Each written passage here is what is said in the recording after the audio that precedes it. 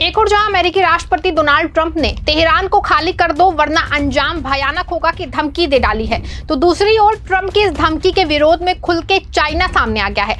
China ने अमेरिकी राष्ट्रपति ट्रंप को दो टूक जवाब दे दिया है। चाइना के इसी जवाब के बाद ना सिर्फ अमेरिका बल्कि दुनिया भर के देशों में अपनी इकोनॉमी को लेकर हड़कंप मच गया है। आपको बता दें कि पहले से ही रूस तेहरान के साथ कंधे से कंधा मिला के खड़ा है। ऐसे में दिन भर चले इस पूरे खेल के बाद अचानक एक बार फिर से ट्रंप अपने बयान पे यू टर्न किया है और एक और जहां बड़ा ऐलान किया है। ट्रंप का नया ऐलान क्या है और ट्रंप के तेहरान छोड़ने वाले बयान पे तेहरान पे क्या असर हुआ है, ये सब कुछ मैं आपको अपनी इस रिपोर्ट में बताने वाली हूँ। साथ ही इस पर भी चर्चा करेंगे कि ईरान और इजराइल के बीच सीज फायर की उम्मीदें फिर से जिंदा हो गई हैं या फिर अब आगे बड़ी वॉर की तैयारी है। नमस्कार, आप देखना शुरू कर चुके हैं 4 PM और मैं हूं आपके साथ सिमरन। दोस्तों, 17 जून को सुबह के 9 बजे एक खबर ने पूरी दुनिया को हिला के रख दिया। डोनाल्ड ट्रंप जो सुबह G7 समिट को बीच में छोड़ के अमेरिका लौटे थे, उन्होंने अपने ट्रुथ सोशल प्लेटफॉर्म पे एक पोस्ट डाला कि तेहरान को तुरंत खाली कर दो। आपको बता दें कि यह सिर्फ एक ट्वीट नहीं था बल्कि एक ऐसी चेतावनी थी जिसने ईरान की राजधानी में तूफान ला दिया। इसके बाद से तेहरान की सड़कों का मंजर बदल गया। लोग अपने अपने घरों से निकल रहे हैं, सड़कों पे गाड़ियों का जाम लगा है, माएं जो है अपने बच्चों को गोद में लेके भाग रही हैं, दुकानें बंद हैं, बाजार सूने हैं। हर तरफ एक ही सवाल कि क्या सच में युद्ध होने वाला है। वैसे आपको बता दें कि ट्रंप का ये बयान कोई नया नहीं है, वो पहले भी कई बार ईरान की धमकी वो दे चुके हैं, लेकिन इस बार मामला अलग है क्योंकि ट्रंप ने ये भी कहा कि वो अब ईरान से सीधे बातचीत नहीं करेंगे। उनकी जगह अमेरिका उपराष्ट्रपति JD वेंस या विकॉफ को भेजा जा सकता है। जी हाँ, यानी कि ट्रंप ने साफ कर दिया है कि वो डिप्लोमेसी के मूड में नहीं है। वो चाहते हैं कि ईरान उनकी शर्तों पे झुके, लेकिन क्या ईरान ऐसा करेगा? तो शायद ईरान का जवाब ये होगा कि बिल्कुल नहीं।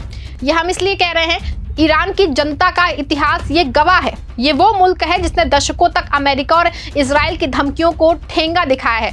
1979 की इस्लामिक क्रांति से लेके आज तक ईरान ने कभी किसी के सामने घुटने नहीं टेके हैं और अब जब ट्रंप की धमकी ने तेहरान को हिलाने की कोशिश की तो ईरान ने जवाब दिया कि हम डरने वाले नहीं हैं। आपको यहाँ बता दें कि ट्रंप का ये बयान उस बड़े खेल का हिस्सा है जिसमें अमेरिका और इजराइल मिलकर ईरान को घेरना चाहते हैं। वो चाहते हैं कि ईरान एक परमाणु कार्यक्रम रुक जाए, तो वो चाहते हैं कि ईरान अपनी मिसाइल ताकत छोड़ दे। लेकिन सवाल ये है कि क्या अमेरिका और इजराइल को ये हक है कि वो किसी मुल्क की संप्रभुता पे सवाल उठाए? बता दें आपको कि ये वही अमेरिका है जिसके पास दुनिया का सबसे बड़ा परमाणु हथियारों का जखीरा है। ये वही इजराइल है जो खुद परमाणु हथियार रखता है लेकिन कभी जांच को तैयार नहीं होता है। फिर ईरान पे इतना हल्ला क्यों?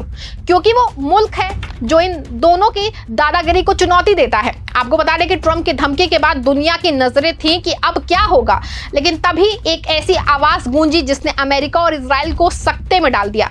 वो आवाज थी चीन की। चीन विदेश मंत्रालय के प्रवक्ता गुओ जियाकुन ने बीजिंग में एक प्रेस कॉन्फ्रेंस में दो टूक शब्दों में कहा कि ट्रंप की धमकियां ऐसी और आग को हवा देना मध्य पूर्व में शांति के लिए खतरनाक है। यह स्थिति को और भयावह बनाएगा। गुओ ने साफ कर दिया कि चीन ईरान के वैध अधिकारों और हितों की रक्षा के लिए उसके साथ खड़ा है।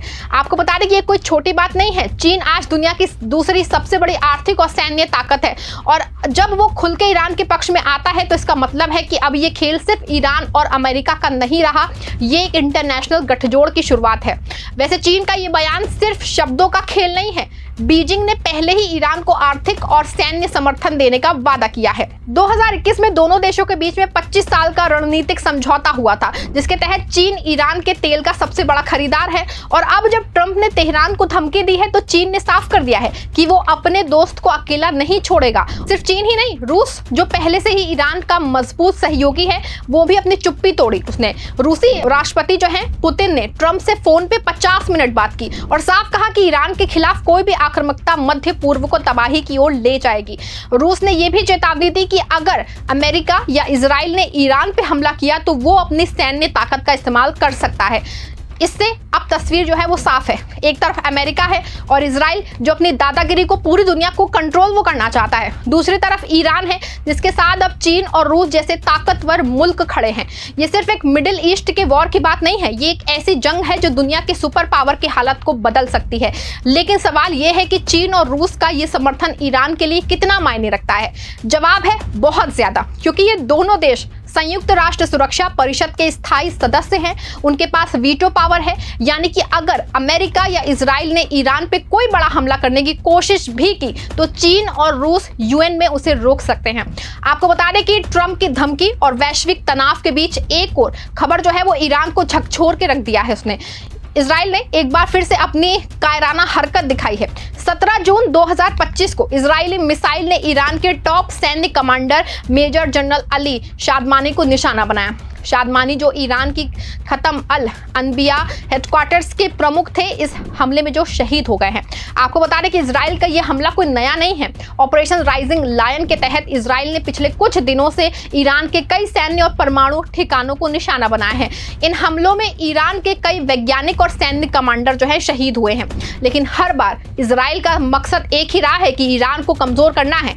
वैसे भी पहले ही साफ हो चुका है कि इजराइल ने अपने आका अमेरिकी राष्ट्रपति डोनाल्ड ट्रंप के इशारे पे सब कुछ किया है।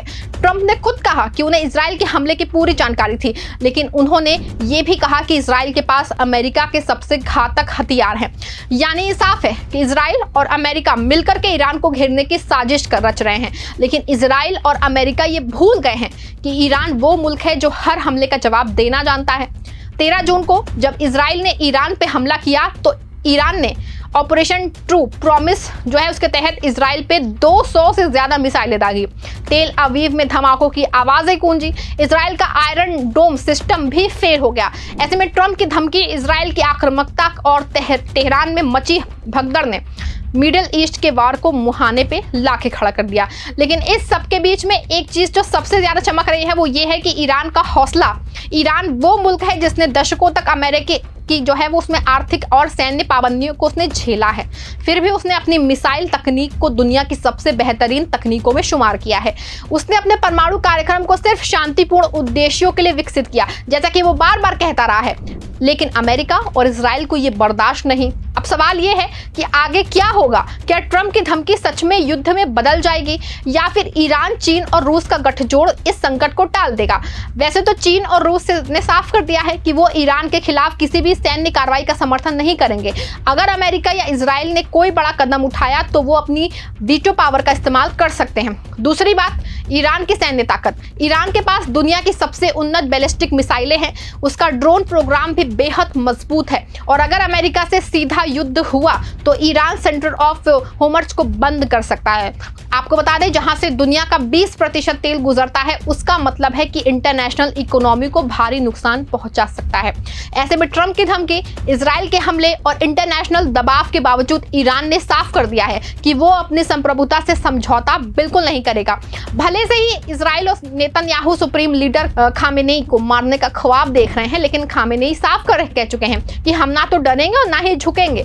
ऐसे में एक तरफ ट्रंप की धमकियां, इजराइल की कायराना हरकतें और दूसरी तरफ ईरान का बुलंद हौसला, चीन और रूस का साथ है, दुनिया भर में गूंजता जनमत ये बताता है कि ईरान अकेला नहीं है।